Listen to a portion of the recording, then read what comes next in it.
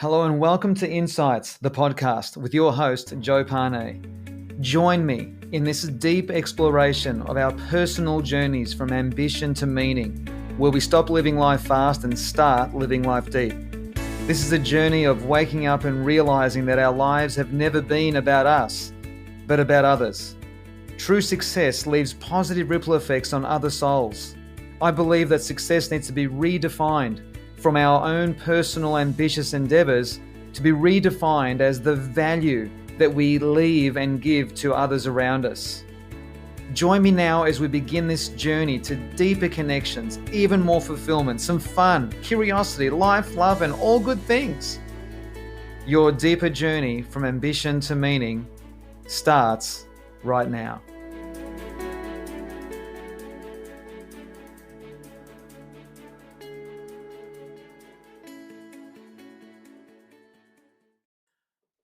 Hey everyone, it's Joe here. Welcome to episode 45, my Lord. Thank you so much for joining me. So today I'm going to share with you my thoughts on one of my favorite sayings that I coined once in a training, which was, life is either squeezing us or we are squeezing it. And what I want to talk about here is we have got a choice as emotional adults to create healthy, robust, resourceful obstacles in our life by goal setting on a very high level. Now, I've never been one to teach goals or talk a lot about goals, but let me say that often goals are either undervalued or overvalued depending on how they're set.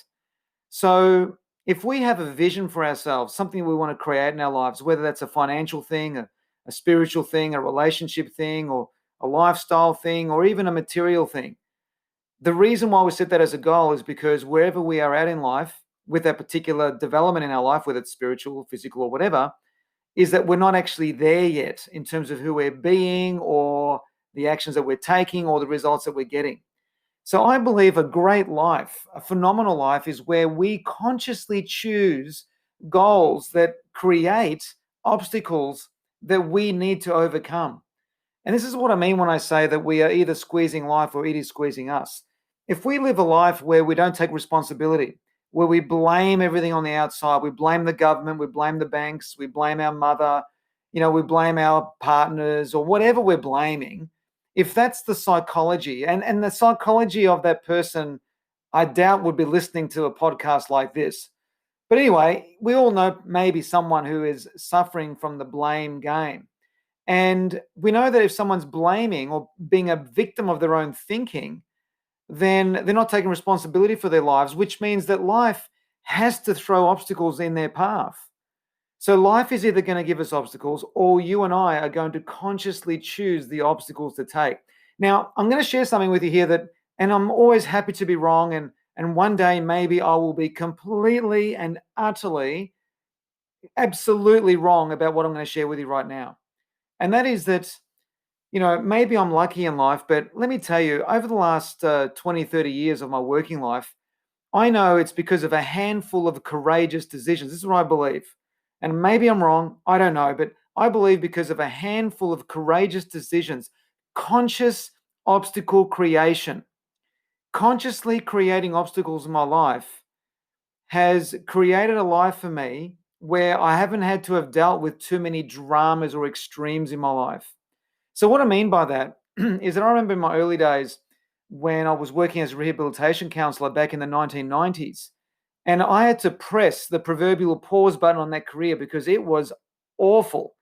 It was a career that was riddled in pure insignificance. Whether I showed up or whether I didn't show up made no difference at all. It was an awful job that I had, and it was quite depressing. And I remember consciously looking for something different. And that led me to a conversation with a colleague who had sold his home and was impressed with the agent, and the way that the philosophy of this agent really, really attracted me. And the long and the short of it is I left rehab and I went into work in real estate, which was phenomenal for 5 of the 7 years that I was in that job.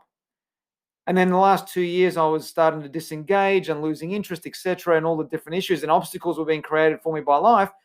So what I find is that when obstacles are being created by life to me, so dramas and challenges, that's feedback to me immediately that I haven't taken responsibility or I'm not consciously pressing the pause button or consciously making a decision to change the trajectory of my life. So when I say that I've made a handful of courageous decisions, what I'm talking about is literally 3 or 4 key decisions, pivotal decisions in my life that have led me to where I am today. And what I'm saying, and I'm not here to talk about me, what I'm here to, even that's how it sounds, but what I want to share with you is be a conscious obstacle creator in your life, where you're setting visions or goals that you have absolutely no idea how you're going to get there. You don't even know who you need to be to achieve it. And when you can create something like that, that inspires you, that moves you, that adds to the fuel of your momentum, of your motivation or your inspiration, now you're living a life where you're squeezing life. And the point I wanted to make was this, is that whenever life starts to touch me or squeeze me a little bit, I squeeze back really hard. So in other words, what I mean by that is I make different decisions, I take different actions. And therefore, life hasn't had a reason to squeeze me back all that hard. So some people might look at me and say, you've lived a life that's so far, you've been very lucky. And I do. I am very grateful and I feel I am very lucky in my life. But I also believe that luck is not just happenstance. Luck is not random. Luck is chosen. Now, I wasn't thinking at the age of 30, I'm going to choose to be lucky. That's not what I mean. I mean that luck is an accumulation of all of the decision and choices that we've either made or not made. So the main message, the core message of this particular episode is become a conscious obstacle creator. You want to create obstacles. You want to create challenges in your life, whether they're physical, spiritual, mental, relationship-based, or geographically based, or financially based, or whatever they might be, where you've got no clue, no idea how you're going to get to that goal. And the exciting thing is that along with that goal, a real goal, what partners with a real vision that is aligned to who you are, a real goal of what you are, it partners up with an obstacle. And the purpose of the obstacle is to go through the obstacle. As Ryan Holiday in his great book, the obstacle is the way. Well, all obstacles in life that are created by you and me is the way to an even more profound experience of life, an even deeper experience of life, an even more meaningful life. Compared to being an obstacle, how do I call this other pattern? Being an obstacle avoider, where everything needs to be smooth in life and all the rest of it. Now, I don't mean, creating extreme obstacles, although for some of you, maybe that's what it might be. I don't know. But for me, it's never been an extreme thing.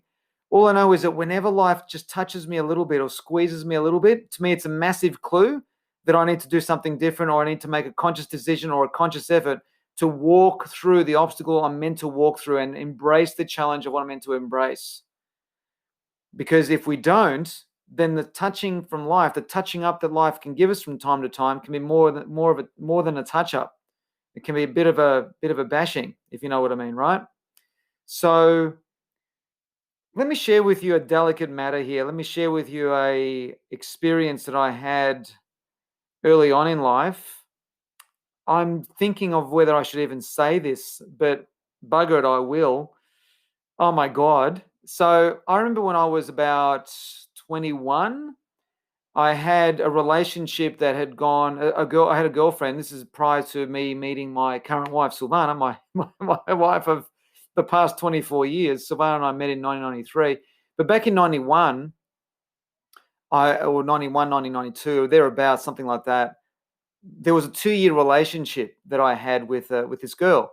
And for most of it, it was a wonderful journey. And at the end, we just grew apart and she became bored with me. And I guess I kind of was beginning to disengage from her. And we both, I guess, maybe didn't have the courage just to end it like that. It just sort of ended organically, if that makes any sense at all.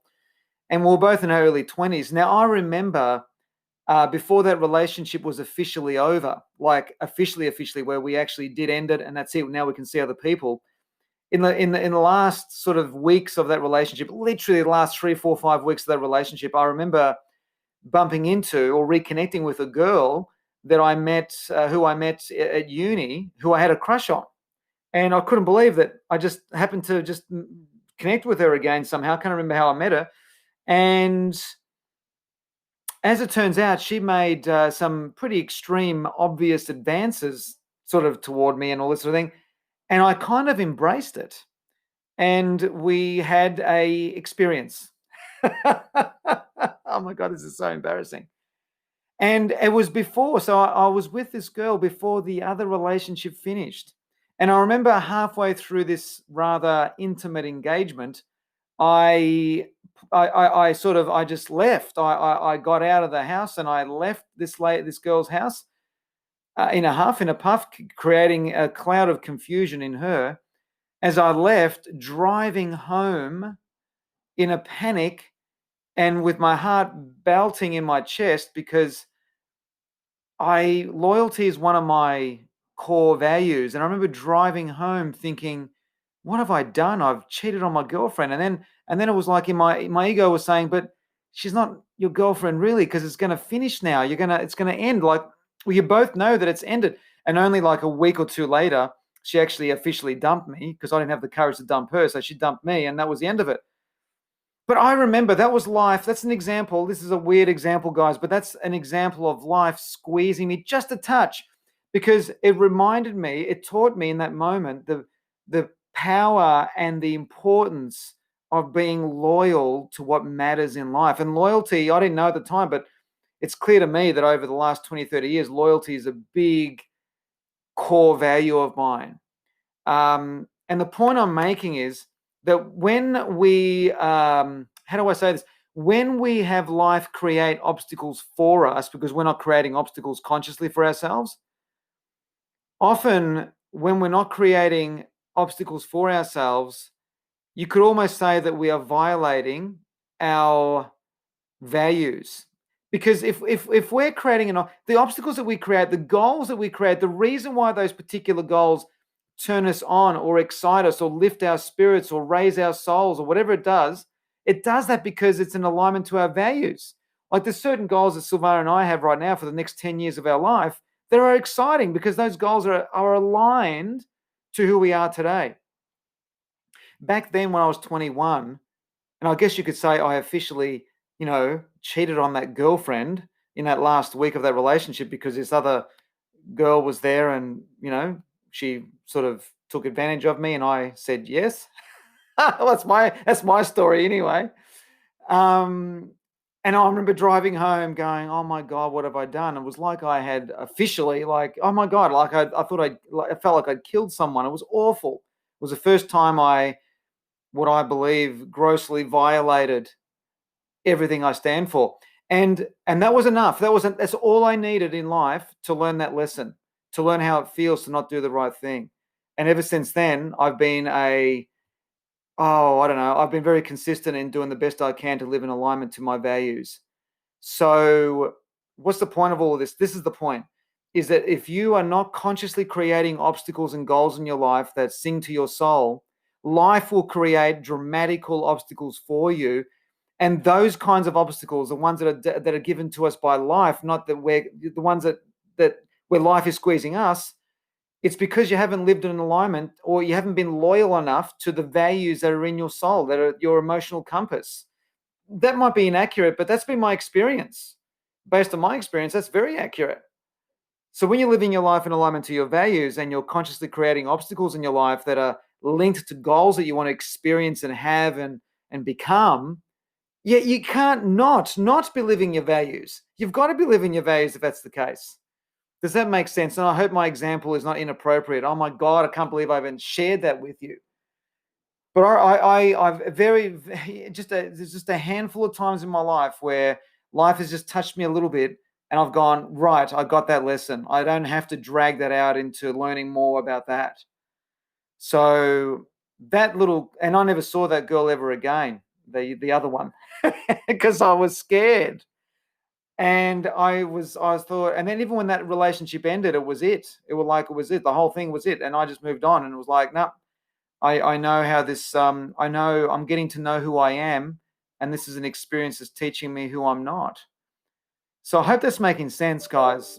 And I hope if you're judging me, so be it. But that's what I wanted to share with you today. Not about that story, but I wanted to share with you the power of consciously creating obstacles in your life by creating or setting goals that are genuinely stretching. You have the goals that you that require you to become something else, or to become even more of who you are already, or to become the next version of you in order to embrace the journey of what it takes to connect with that other vision, that new vision, whatever that is for yourself. As I said, on whatever level, spiritual, financial, physical, relationship-wise, geographical, whatever it might be. And I think that's a worthy thing. So life is either squeezing you or you are squeezing it. It's a conscious choice. And I guess the main message here is you don't have to have life continually squeeze you, because the squeezing gets tighter and tighter.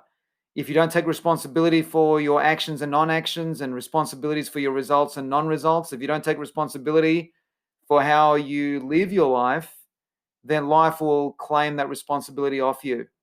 And it is an awful experience, where you will have an experience that you'll feel emotionally really, really, really crap. And when we're emotionally feeling out of alignment, it's a clue that we're not living in alignment to what's in our values, what's our emotional compass. So anyway, take what you will from this weird, I wouldn't say weird, but I didn't come into this episode recording this thinking I was ever going to share that with you. But anyway, so be it. I thought that was useful to share, and I hope that's useful to you. All right. So thank you for joining me in this interesting episode. Life is either squeezing you or you're squeezing it. It is your choice. All right. So thank you for tuning in. And I look forward to reconnecting with you in the next episode coming up, episode 46. Thank you so much also for all your beautiful comments and 5-star reviews on Apple Podcasts. I really appreciate it. And I'll see you soon. Thank you so much. Bye for now. I'm Joe Parnay, and you've been listening to Insights, the podcast. If you haven't yet, subscribe, rate, and review this podcast. You can now follow my insights on Facebook and Instagram. Thank you so much for joining me, and I'm looking forward to being with you again very soon in the next episode of Insights, the podcast.